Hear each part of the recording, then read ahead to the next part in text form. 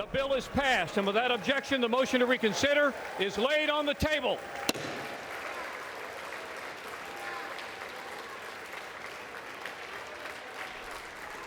Well, Lauren, there was the gavel. So it has passed. The stopgap measure has passed, and now it's on its way to the Senate. Yeah, exactly. And that is the next stop. That is the next big question. What is going to happen over there? How quickly can they move? Obviously, we are going to be watching very closely for what Chuck Schumer says and does next. But the momentum coming from the House of Representatives now, and that is such a big turn of events given where we were just a couple of hours ago. Are a good number of the senators on the Hill today? So absolutely. Okay. They had lunch together. They had an opportunity to have these conversations. So yes, they are prepared because they were supposed to be having a procedural vote. They are all here ready to vote. So we will just see what the next step is. So conceivably, Lauren, the amount of time that Republicans and Democrats had in the House to read through the 72 pages. Simultaneously, those copies were sent over to the Senate as well. So they could have used that same amount of time to read through it, pour over all those details, and conceivably have a consensus themselves in a matter of hours, since the clock is ticking toward a shutdown at midnight? Yeah, I mean, absolutely. And as we've said, these conversations weren't happening in a vacuum. Yeah. It wasn't just House Democrats making a decision by themselves. This was a discussion that was had with the White House, a discussion that I'm sure that they had with Democratic colleagues in the United States Senate. So obviously we just need to wait and see what happens. But I think that, this is a strong indication that Democrats do not want the government to shut down, a strong indication that House Speaker Kevin McCarthy did not want to be in a position where Republicans were blamed for shutting the government down. So now all eyes are on the United States Senate and the Majority Leader Chuck Schumer. Okay. And of course, it's got to pass the Senate. So still, the clock is ticking toward the potential government shutdown without those votes.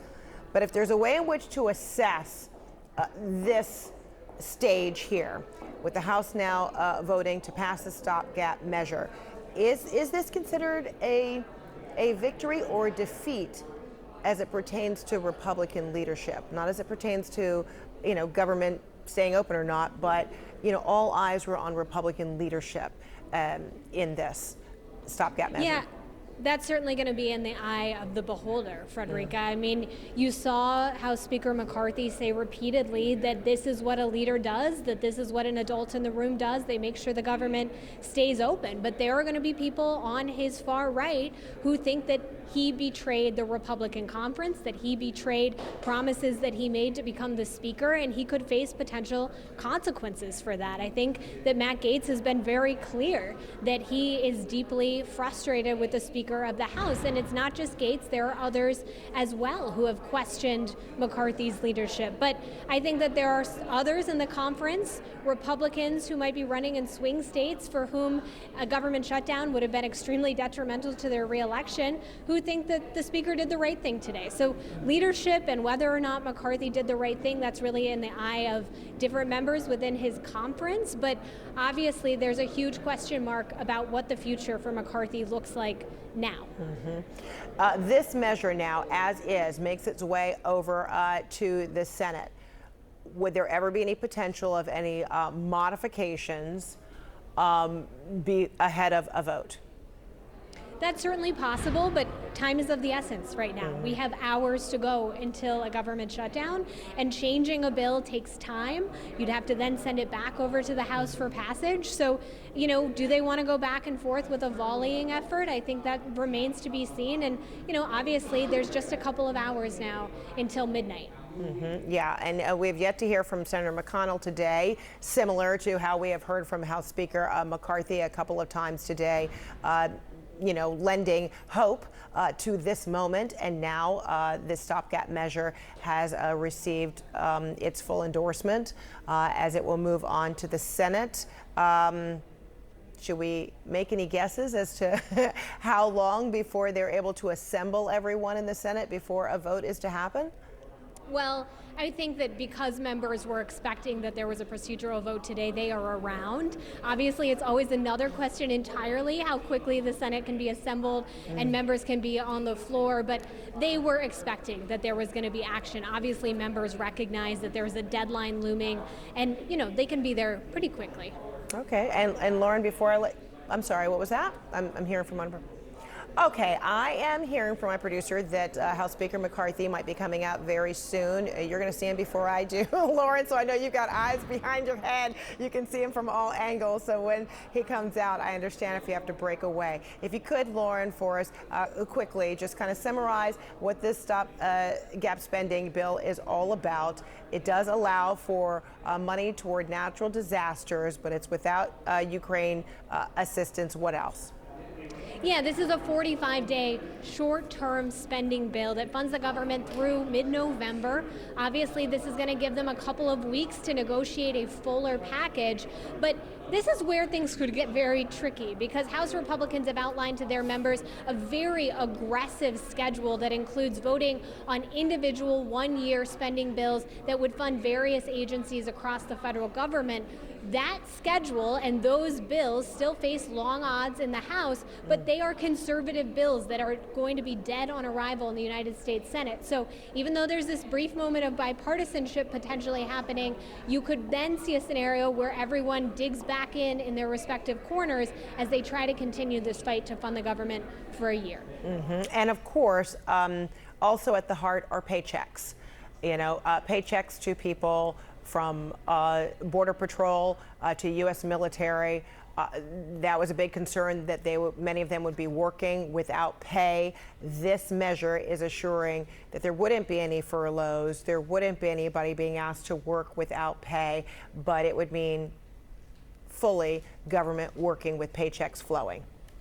Yeah, I mean, it funds the full government at the levels that the government has been operating at for the last year. And obviously, it is a sigh of relief for a lot of federal workers who didn't know if when they went to work on Monday, they were going to be going to work at all, whether they would be going to work without pay, and what the future really presented. Because there was a scenario where if you get into a prolonged shutdown, it's very hard to get out of it, right? Because both sides are dug in. It takes time for negotiators to start to feel that political pressure, feel the pain of Americans who are experiencing a lack of government services, and really that to start to shake things loose. So obviously that is always a concern, and it's a concern that McCarthy actually laid out repeatedly to members of his conference in private meetings. If you think that our hand is going to be stronger when we get into a government shutdown, you're wrong, because of that factor of once people are in pain, once people are feeling the effects of a shutdown, there is a lot of pressure to get out of it. And the history of government shutdowns in this country reveal that usually the side that shut the government down doesn't get what they want in the end, because there's so much political pain that they're the ones who are willing to come back to the negotiating table.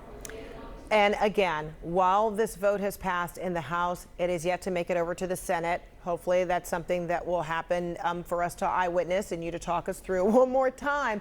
But in the meantime, even once that were to happen, to avert a U.S. government shutdown, as you mentioned, this is for 45 days. So the hard work resumes, and perhaps it will be even more, tougher fought in time for, by November 17, right? So potentially what is happening at that time? How engaged might the president be on Capitol Hill as he was, months ago? Or might this be an invitation at the White House for members of parties on all sides to come to the White House? Let's work this out. Let's come up with a plan that everyone's going to like, so that by November 17, we're not back at this juncture again. Yeah, and again, this is another moment where McCarthy's going to have to make a decision. Does he continue with this process that he's promised a lot of his conservative members to work through one-year spending bills on an individual basis at levels that Republicans want them marked up at? Or, given the fact that there's only a couple of weeks, does he start to work with Democrats to secure that process? And all indications yesterday were that he wanted to move through that process with Republicans. But obviously what happened today is a new dynamic. There's a new question, but I think that Democrats are probably wishing that everyone had just stuck to the agreement that was made back in May, when there was a agreement to set top line spending numbers and start the process sooner. So I think that there's a lot of people who think this probably could have been avoided, right? Yeah. All right, Lauren Fox, you're amazing.